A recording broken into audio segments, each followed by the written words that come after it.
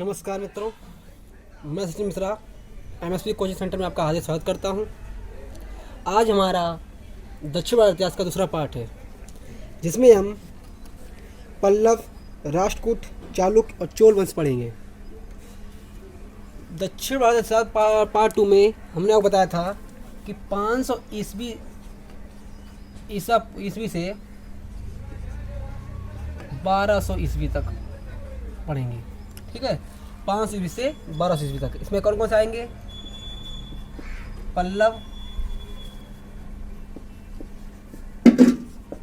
पल्लव, वातापी चालुक्य,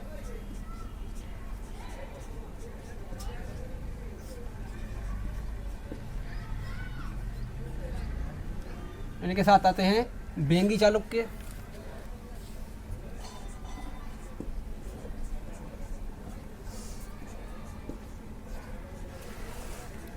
उसके बाद आते हैं राष्ट्रकूट,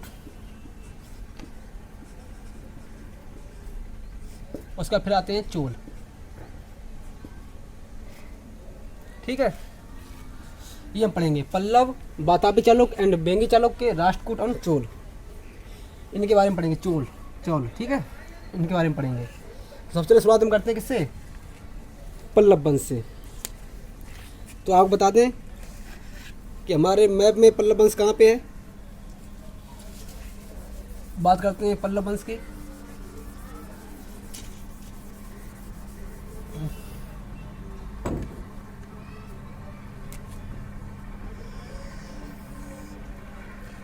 जो पल्लव वंश है वो ये आपकी कृष्णा नदी और गोदावरी नदी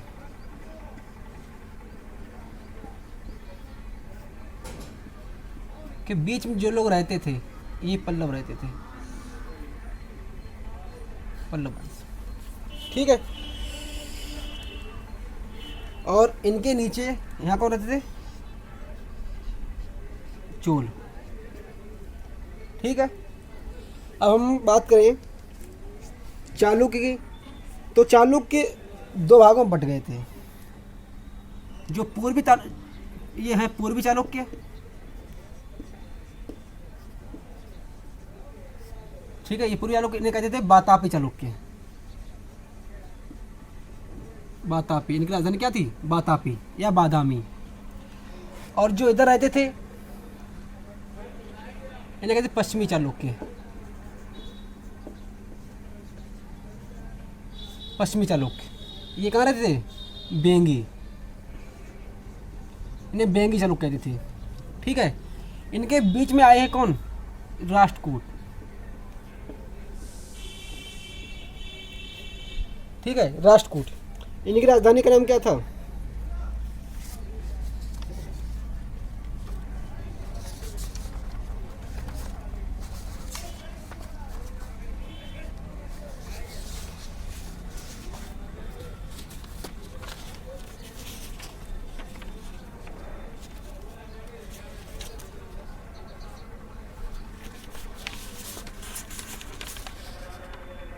मानखेत। क्या था इनकी? मानखेत।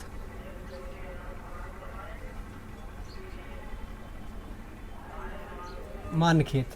ठीक है, ये हमारा नक्शा है। एक इनके बीच में आए हैं कल्याणी चालुक्य। इनके बारे में पढ़ाएंगे, कल्याणी चालुक्य।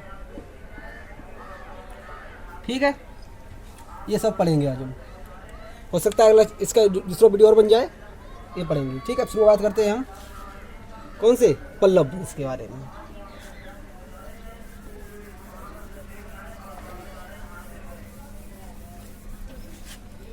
बात करते हैं हम, दिख रहा है? नहीं दिख रहा।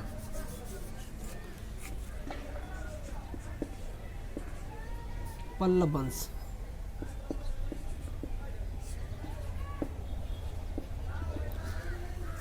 पल्लव वंश की बात करते हैं। पल्लव वंश जो ये रहा है, ये 575 ईस्वी से 897 ईस्वी तक। ठीक है। इसकी राजधानी क्या थी? इसकी राजधानी क्या थी? कोच्चि या कांचीपुरम। कांचीपुरम।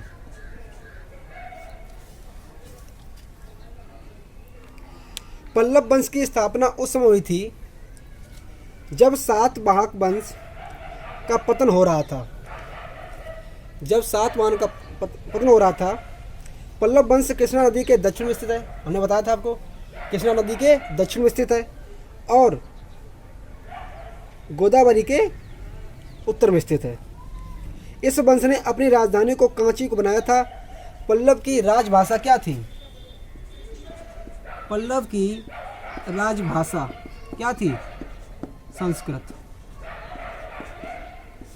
पल्लव वंशों की राजभाषा क्या थी? संस्कृत।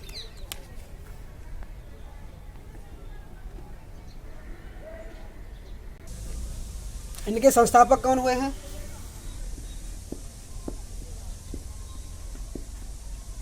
संस्थापक हुए हैं बप्पा देव। बप्पा देव इसके संस्थापक हुए हैं। पल्लव वंश का वास्तविक संस्थापक माना जाता है, ये संस्थापक हुए लेकिन वास्तविक संस्थापक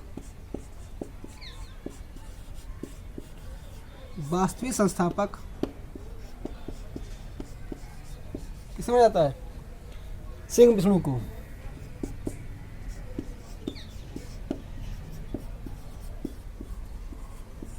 सिंह विष्णु को वास्तविक संस्थापक कहा जाता है। अब हम बात करते हैं सिंह विष्णु की।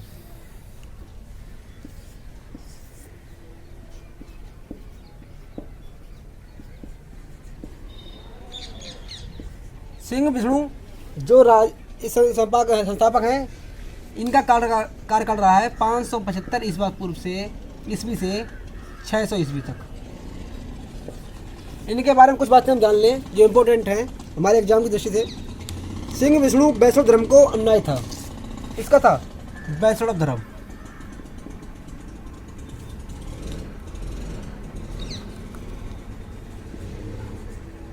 वैष्णव धर्म मतलब विष्णु भगवान का। विष्णु भगवान का क्या था? अनुयायी था। सिंह विष्णु के दरबार में भारवी नाम का एक लेखक रहता था जिसने कीर्तार्जुनीयम रचना की थी। देखो, इनके दरबार में एक रचनाकार रहता था। दरबार में रचनाकार जिसका नाम था भारवी।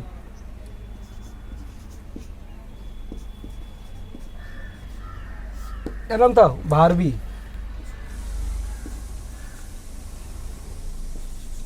भारवी रहता था जिसने रचना की है। देखो बेटा, जिसने रचना की है, क्या नाम है? कीर्तार्जुनीयम। कीर्तार्जुनीयम। कीर्तार्जुनीयम। कीर्तार्जुनीयम। कीर्तार्जुनीयम की इन्होंने रचना की है। ठीक है, किसने? भारवी ने। भारवी ऐसे लिख लो, भारवी। ठीक है। तो आपसे क्वेश्चन बने कि पल्लव वंश का संस्थापक किसे कहा जाता है? तो बप्पा देव को। वास्तविक संस्थापक किसे कहा जाता है? सिंह विष्णु को। सिंह विष्णु जो थे वो वैष्णव धर्म के अनुयायी थे। उनके दरबार में एक रचनाकार थे जिसका नाम था भारवी, और भारवी ने कीर्तार्जुनीयम की रचना की। ठीक है। अब हम बात करते हैं सिंह विष्णु के बारे में और सब जो आते हैं इम्पोर्टेंट। सिंह विष्णु के ही शासनकाल में मामलपुर में बराह मंदिर का निर्माण हुआ था। इनके ही शासनकाल में डाल दो।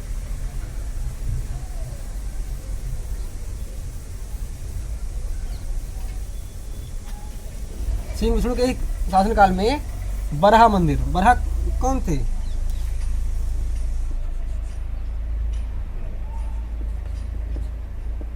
बराह मंदिर ये विष्णु भगवान के 12वां अवतार था, ठीक है, जिसे कहते हैं जानवर सुअर, जिस सुअर का अवतार लिया था उसी बड़ा मंदिर किसका कहाँ करवाया था, महामलपुर में। कहाँ पर,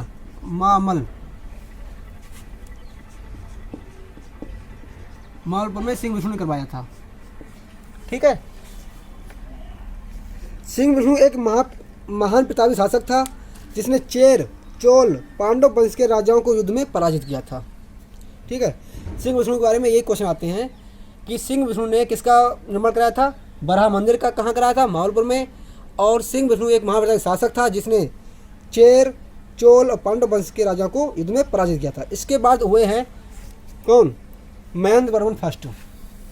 कौन हुए हैं, महेंद्र वर्मन प्रथम। महेंद्र वर्मन प्रथम, इनका शासनकाल रहा है 600 से 630 तक।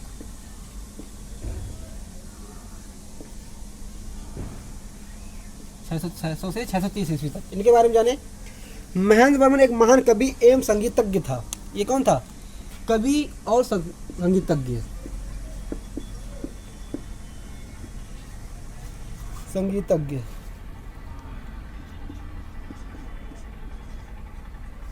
ठीक है, कवि और संगीतज्ञ था। शुरुआत में वह जैन धर्म का अनुयायी था, बाद में वह तमिल संत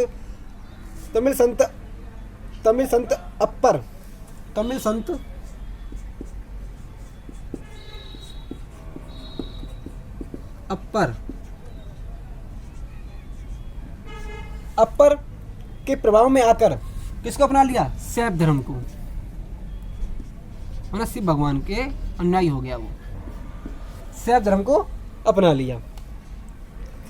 महेंद्र वर्मन के शासनकाल में चालुक्य नरेश पुलकेशन द्वितीय ने आक्रमण किया था और पल्लव शासक महेंद्र वर्मन को युद्ध में पराजित किया, ठीक है। इनके शासनकाल में पुलकेशन द्वितीय ने आक्रमण किया, किसके, चालुक्य नरेश, ये चालुक्य वंश के थे, इन्होंने आक्रमण किया और पल्लव शासक महेंद्र वर्मन को युद्ध में पराजित किया। यहीं से पल्लवों और चालुक्यों के बीच में युद्ध की शुरुआत हुई थी, ठीक है। यहीं पे क्या हुए, पल्लवों और चालुक्यों के बीच में युद्ध की शुरुआत हुई थी। किन किन के बीच में, पुलकेशन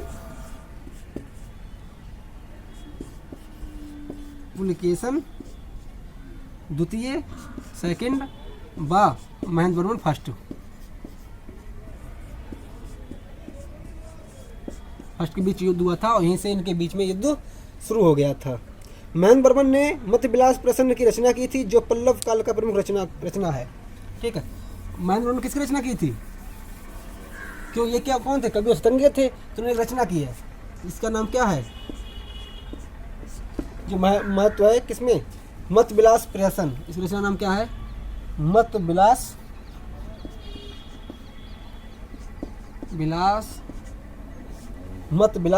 प्रहसन। इसकी रचना किसने की थी, महेंद्र वर्मन ने, फर्स्ट में, ठीक है। इसके बाद हम बात करते हैं, इनके बाद आए हैं नरसिंह वर्मन फर्स्ट। कौन आए हैं, नरसिंह वर्मन फर्स्ट।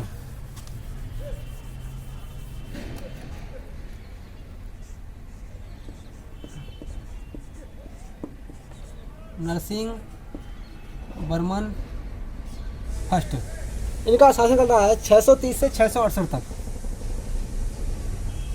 668 ईस्वी तक। पूरे पल्लव वंश का सबसे शक्तिशाली शासक, ये सबसे शक्तिशाली था, सबसे शक्तिशाली शासक।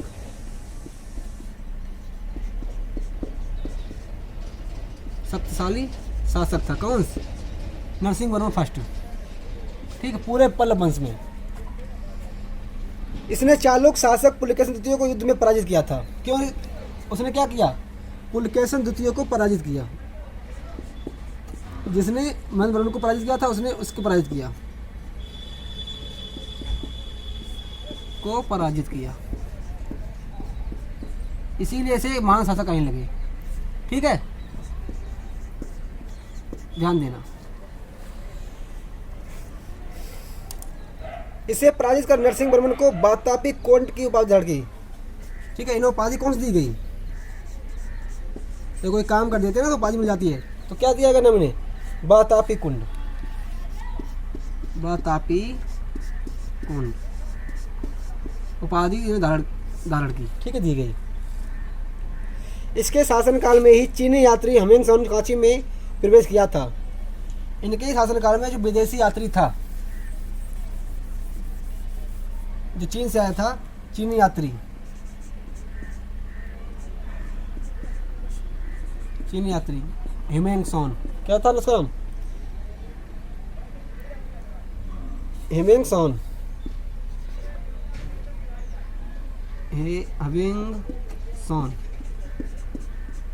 हेमिंगसन आया था, जो कहाँ से आया था, इसने कांची से प्रवेश किया, कांची से प्रवेश किया, कांचीपुरम से प्रवेश किया, ठीक है, इसने प्रवेश किया था। साथ में महाबलीपुरम में रथ मंदिरों का निर्माण नरसिंह वर्मा ने कराया था, ठीक है। माने आपसे कुछ क्वेश्चन किया जाए कि महाबलीपुरम,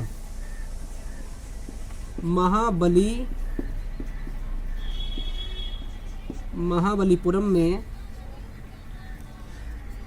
रथ मंदिर, महाबलीपुरम में रथ मंदिर किसने बनवाया था, रथ मंदिर किसने बनवाया था, नरसिंह फर्स्ट में, जिसको कहते हैं, क्या नाम था इसका, एकाश्म मंदिर, इसको कहते हैं एकाश्म मंदिर, ठीक है, एकाश्म मंदिर का निर्माण कराया था। रथ मंदिरों की संख्या कितनी थी, आपसे पूछा कि रथ मंदिरों की संख्या कितनी थी, 7।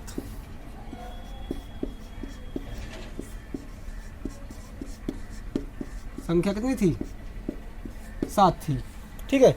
इन्हें क्या कहा गया, इन्हें ही सप्तगोंडा कहा गया, सप्तगोंडा क्या कहा गया, सप्तगौड़ा कहा गया, ठीक है, इन 7 मंदिरों को, ठीक है, सप्तगौड़ा कहा गया। इनके बाद आए हैं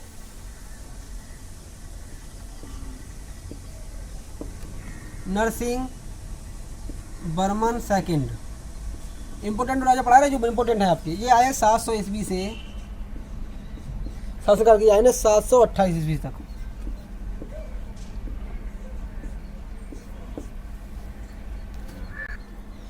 इनके बाद कौन आए, नरसिंह वर्मन सेकंड। उनके बारे में बात करें, इनके शासनकाल को शांति का शासनकाल माना जाता है, और इनके शासनकाल में ही स्थापत्य कला का भरपूर विकास देखने मिलता है, जैसे मुक्तेश्वर मंदिर, ठीक है, कौन से, मुक्तेश्वर मंदिर इनके शासनकाल बना। उसके बाद बैकुंठ पेरू मेला मंदिर है ना, बैकुंठ पेरू माला मंदिर। उसके बाद आपका बना है कैलाशनाथ मंदिर, बहुत इम्पोर्टेंट है ये, कैलाशनाथ मंदिर,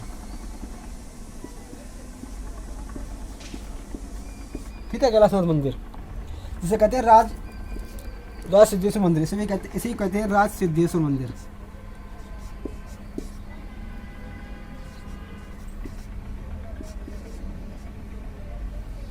राज सिद्धेश्वर मंदिर किसको, कैलाश मंदिर को। इसका निर्माण किसने कहा था, नरसिंह वर्मन सेकंड ने, ठीक है। इन्हीं मंदिर के निर्माण से ही ये द्रविड़ स्थापत्य कला की शुरुआत हुई थी। नरसिंह वर्मन द्वितीय के दरबार में संस्कृत के प्रसिद्ध लेखक दंडी रहते थे। इनके ही दरबार में कौन रहते थे, संस्कृत के प्रसिद्ध लेखक दंडी रहते थे।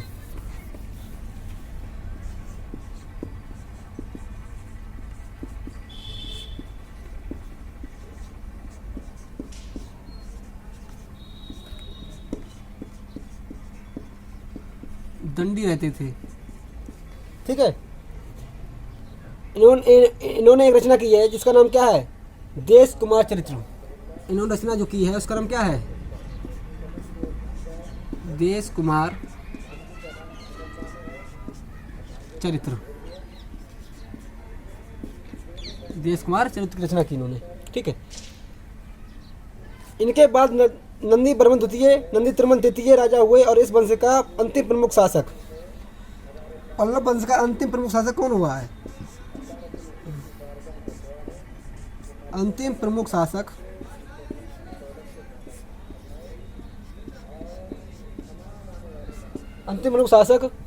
जिसका नाम क्या था?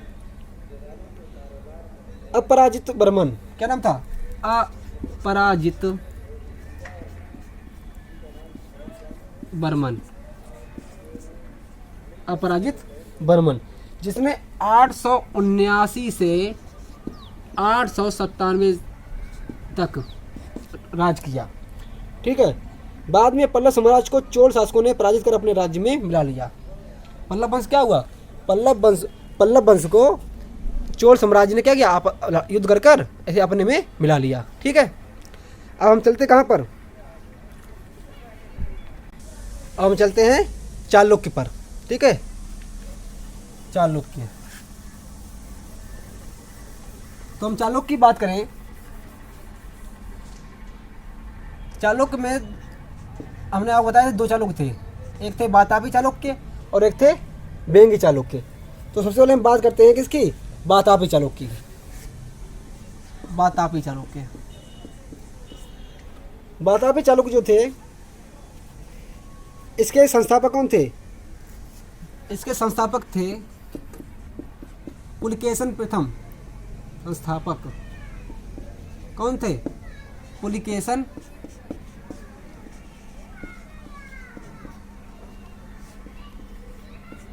प्रथम, जिन्होंने 535 से 567 ईस्वी तक, 535 से 567 ईस्वी तक, ठीक है,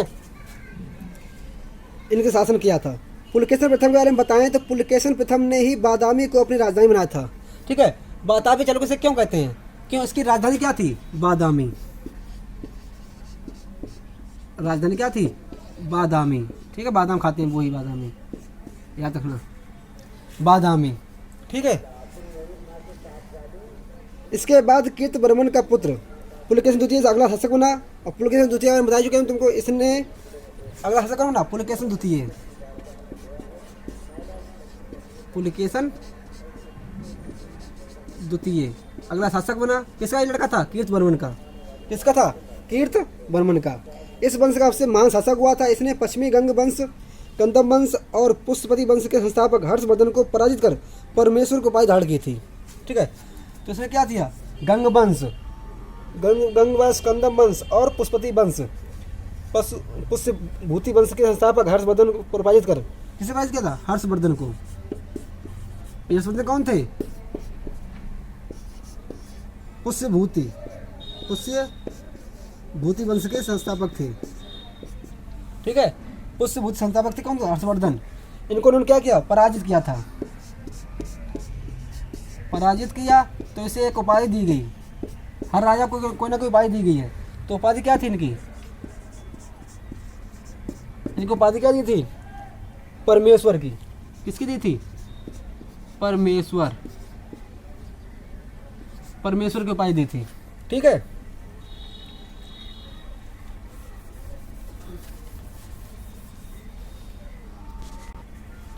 देखो, पुलकेशन द्वितीय की हमें जानकारी, पुलकेशन द्वितीय की हमें जानकारी किसमें मिलती है? ऐहोल अभिलेख में। किसमें मिलती है? ऐहोल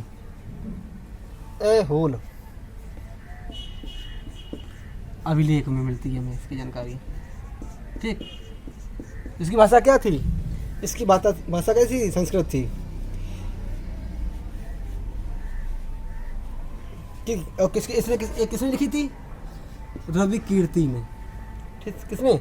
रवि कीर्ति द्वारा लिखित थी ये। ठीक है। रवि कीर्ति। पुलकेशन द्वितीय के हर्ष को पराजित किया, इसका उल्लेख इसी अभिलेख में मिलता है। ठीक है। इन्होंने हर्ष को पराजित किया, उसका भी अभिलेख इसी में मिलता है। उसके बाद बात करें पुलकेशन द्वितीय बारे में और कौन से? पुलकेशन द्वितीय ने बेंगी आंध्र प्रदेश को जीतकर, पुलकेशन द्वितीय ने ही, अब यहाँ से ही आता है बेंगी वंश, बेंगी चालुक्य। बेंगी को जीतकर, बेंगी को जीतकर, ये कहाँ है? आंध्र प्रदेश में।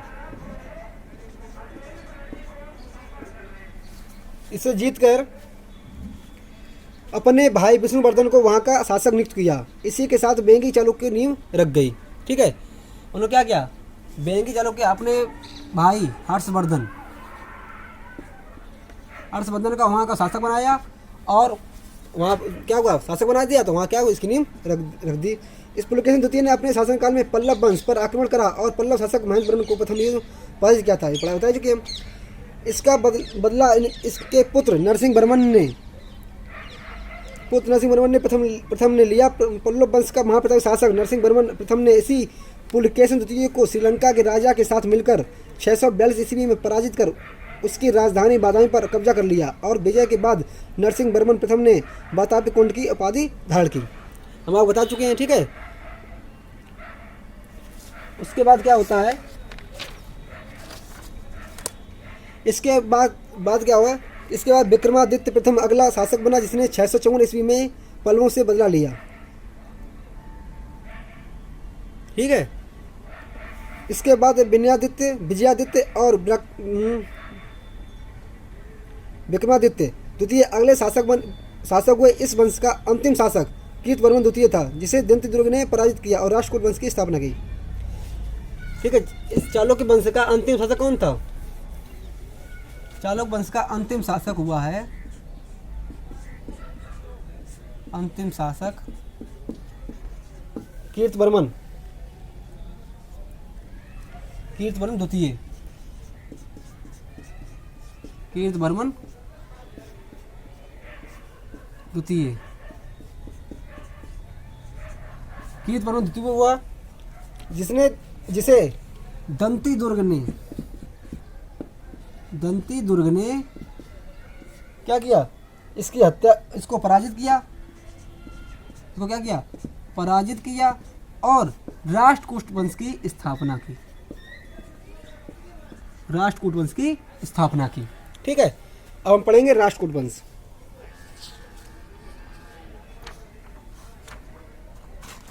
ठीक है, लेकिन राष्ट्रकूट वंश से पहले हम पढ़ेंगे क्या? बेंगी चालुक्य। हम बात करते हैं बेंगी चालुक्य। ठीक है, इसको पढ़ेंगे बाद में। क्यों? हमें वातापी चालुक्य पढ़ लिया, अब पढ़ेंगे बेंगी चालुक्य। बात करते हैं हम बेंगी चालुक्य।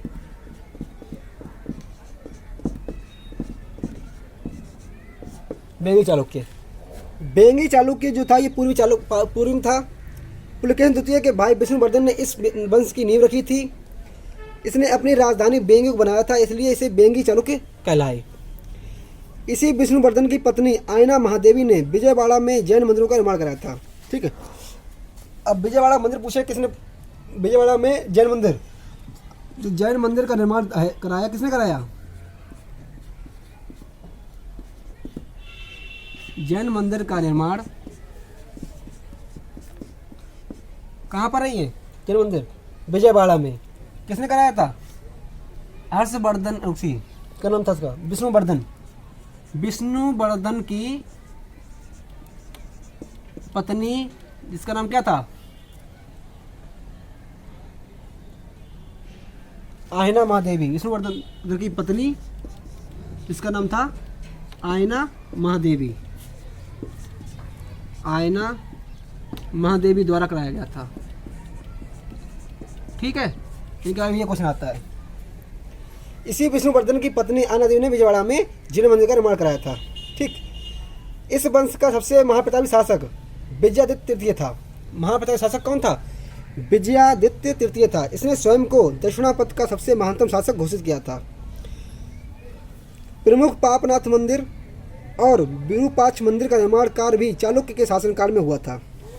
ठीक है, प्रमुख पापनाथ मंदिर और विरूपाक्ष मंदिर का निर्माण कार्य चालुक्य के शासनकाल में हुआ था। हम बात करते हैं किसकी? राष्ट्रकूट वंश की। किस बात करते हैं? राष्ट्रकूट वंश की।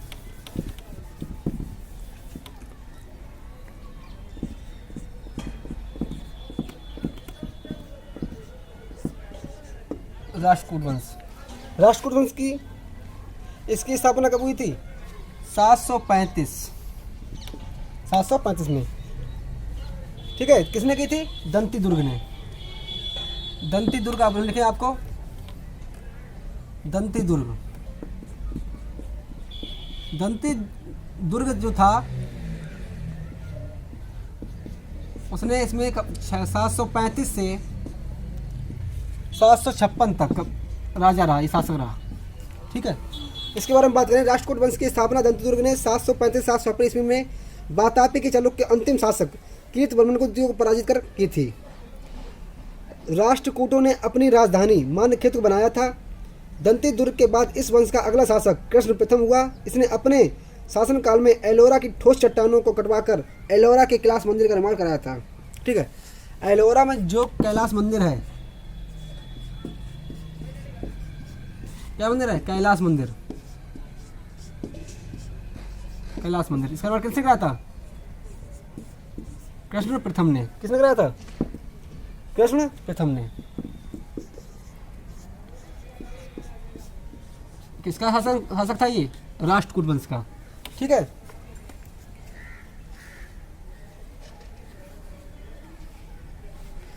इसके बाद गोविंद तृतीय, ध्रुव प्रथम, गोविंद तृतीय, अमोद वर्ष और कृष्ण तृतीय इसके राजा हुए हैं।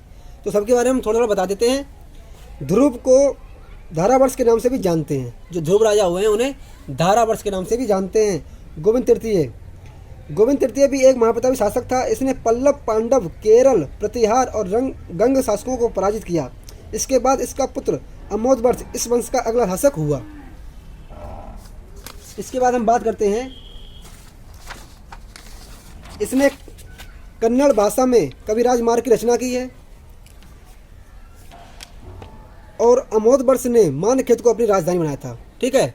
अगर पूछा कि मान्यखेत्र राजधानी किसने बनाया था? अमोद वर्ष ने मान्यखेत्र को राजधानी बनाया था। इसके बाद इस वंश का अंतिम महानतम शासक कृष्ण तृतीय हुआ है। इसने रामेश्वर में विजय स्तंभ और देवालय की स्थापना की। इसी के दरबार में कन्नड़ भाषाई कवि पौंड रहा करते थे और उन्होंने ही शांति पुराण की रचना की थी। किसके उसमें? कृष्ण तृतीय की, ठीक है। दरबार में रहा करते थे, कन्नड़ भाषाई कवि पौंड रहा करते थे। इन्होंने क्या किया? शांति पुराण की रचना की। एलोरा और एलिफेंटा की गुफाओं का निर्माण राष्ट्रकूट वंश के शासनकाल में हुआ था। जो एलोरा और एलिफेंटा गुफाएं हैं, देखो,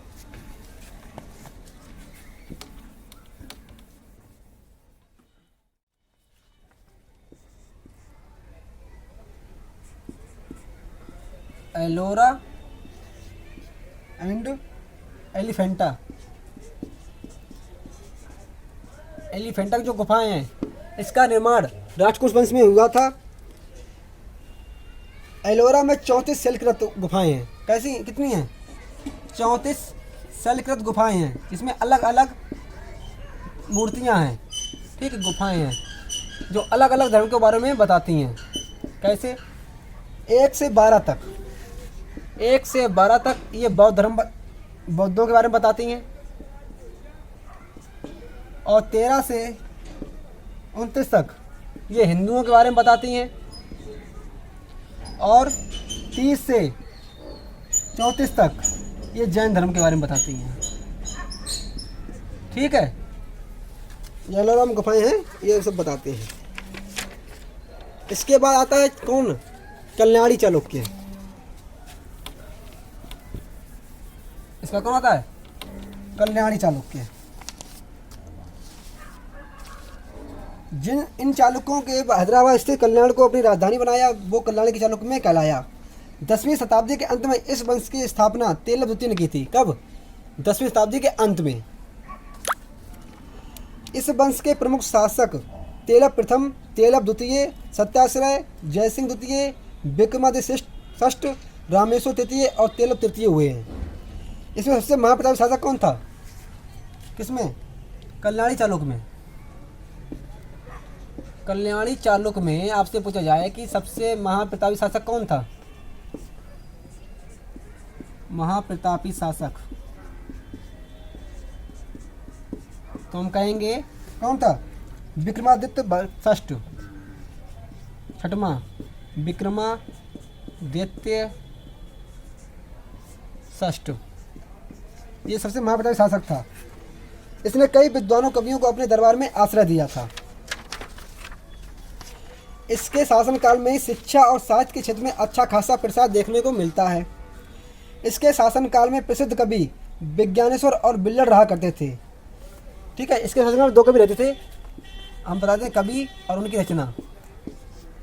कवि और रचना। कवि थे, इसका नाम था बिल्लड़। बिल्लड़ रहा करते थे। इनकी रचना क्या थी? विक्रमाचरित्र,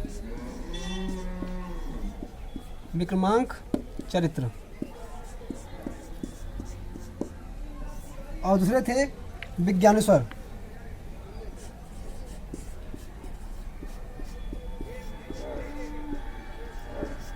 विज्ञानेश्वर मितच्छरा इसे कहते हैं, मिथिच्छरा। रचना क्या थी इनकी? मिताक्षरा। मिताक्षरा जो हिंदू विधि ग्रंथ है। इस वंश का अंतिम शासक तेलव तृतीय हुआ है और आगे चलकर कल्याणी पर यादवों के अधिकार के साथ चालुक्य का वंश का पतन हो जाता है। ठीक है, इसका अंतिम शासक कौन हुआ है? तेलव तृतीय। ठीक, इसका इस वंश का क्या हो जाता है? ये वंश खत्म हो जाता है। उसके बाद कौन आते हैं? फिर से आया उदय हो जाता है किसका? चोल वंश का।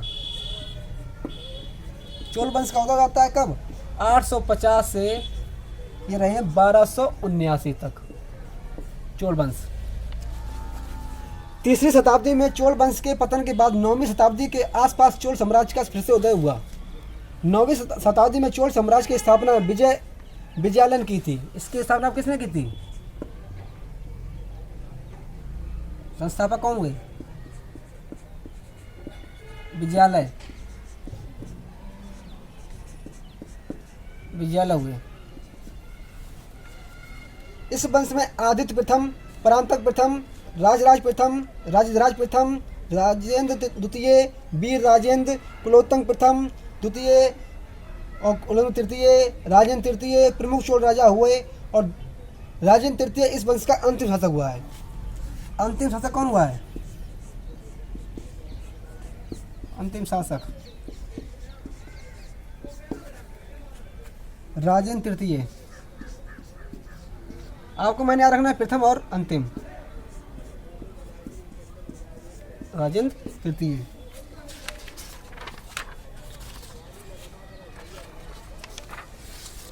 इसी ने विजयालय ने, हम बात करते हैं विजयालय की, अब बात करते हैं विजयालय की।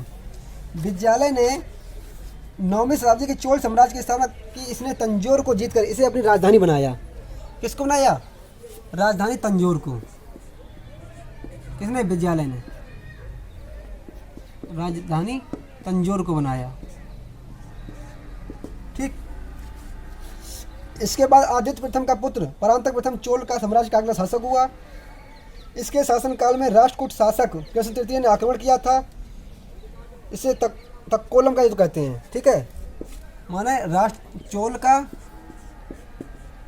चोल वंश और राष्ट्रकूट वंश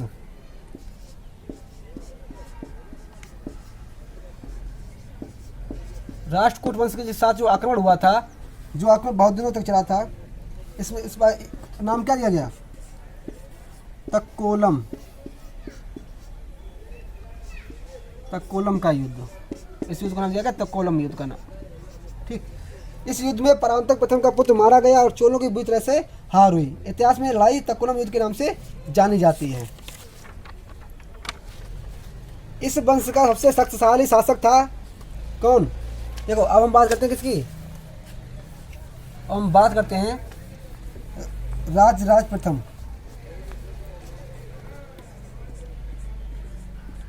राजराज प्रथम, इसके बारे में। राजराज प्रथम इस वंश का सबसे शक्तिशाली शासक था। यह शैव धर्म का अनुयायी था। इसी के शासनकाल में चोल साम्राज्य की महानता का युग प्रारंभ हुआ था। इसी ने चोरों की 9 सेनाओं को युद्ध में पराजित किया था।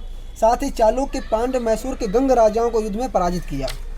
इसने अपने शासनकाल में भूमि माप पद्धति कदम्ब की शुरुआत की थी और तंजौर से प्रसिद्ध बृहदेश्वर मंदिर, राजराजेश्वर मंदिर का निर्माण 1010 ईस्वी में कराया था।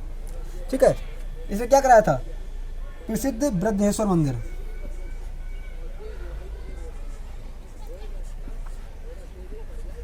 बृहदेश्वर मंदिर, या इसे कहते हैं राज्य, क्या कहते थे, राज राजेश्वर मंदिर। इसे क्या कहते थे, राज राजेश्वर मंदिर।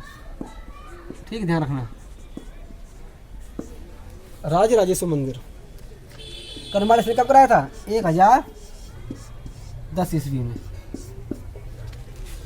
राज प्रथम ने श्रीलंका पर आक्रमण कर इसके उत्तरी हिस्से पर विजय प्राप्त की थी, और लंका को उस समय सिंघल भी कहते थे।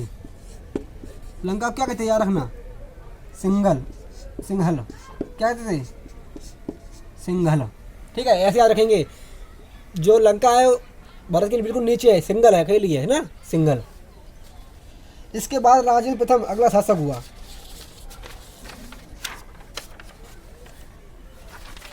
राजेंद्र प्रथम के बारे में बात करें तो चोल साम्राज्य में सर्वाधिक प्रसार इसी से के शासनकाल में देखने को मिलता है। इसने गंगकोट चोलपुरम की चोलों की नई राजधानी बनाया था। कौन सी, गंगकोट चोलपुरम। इसके शासनकाल में चालुक्य शासक जयसिंह द्वितीय ने हमला किया था, पर वह बुरी तरह हार गया। यह युद्ध इतिहास में मास्की युद्ध से जाना जाता है। राजेंद्र एक ऐसा मात्र चोल शासक था जिसने संपूर्ण श्रीलंका पर विजय प्राप्त की थी। ठीक है, हम बात करें किसकी,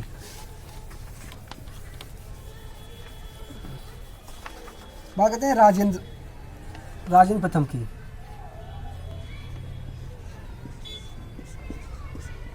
ये राजेंद्र प्रथम जो हुए हैं, इसके शासनकाल में चालुक्य शासक जयसिंह द्वितीय ने हमला किया था, पर बुरी तरह हार गया था। ये युद्ध इतिहास में मास्की के नाम से जानता है। किसके नाम से, मास्की के नाम से। ठीक है, जयसिंह द्वितीय और राजेंद्र प्रथम के युद्ध को क्या कहते हैं, मास्की के नाम से जानते हैं। राजेंद्र एक ऐसा मात्र चोल शासक था जिसने संपूर्ण श्रीलंका पर विजय प्राप्त की थी, संपूर्ण श्रीलंका पर विजय प्राप्त की थी। साथ ही इसने बंगाल के पाल शासकों को पराजित करके गंगकोट चोल को अपाधाड़ की थी। किसकी, गंगकोंड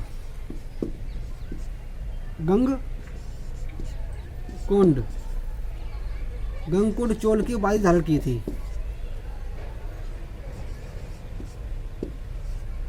ठीक है, आगे चलकर चोल और बेंगी के चालुक्य के बीच विवाद संबंध बने, और धीरे धीरे राजा कुलोत्तंग के शासनकाल में बेंगी का क्षेत्र चोल साम्राज्य का अंग बन गया। ठीक है, अब याद रखना वाली चीज़ क्या है कि चोल शासन में राजा अपने शासनकाल में उत्तराधिकारी पहले से घोषित कर देते थे, और अधिकांश चोल कालीन मंदिर शिव को समर्पित थे। जैसे राज प्रथम द्वारा निर्मित तंजौर का बृहदेश्वर मंदिर शिव को समर्पित था। ठीक है, यहाँ से ये साम्राज्य आज समाप्त होता है। ठीक है, दक्षिण भारत का इतिहास यहाँ पर समाप्त होता है। Thank you.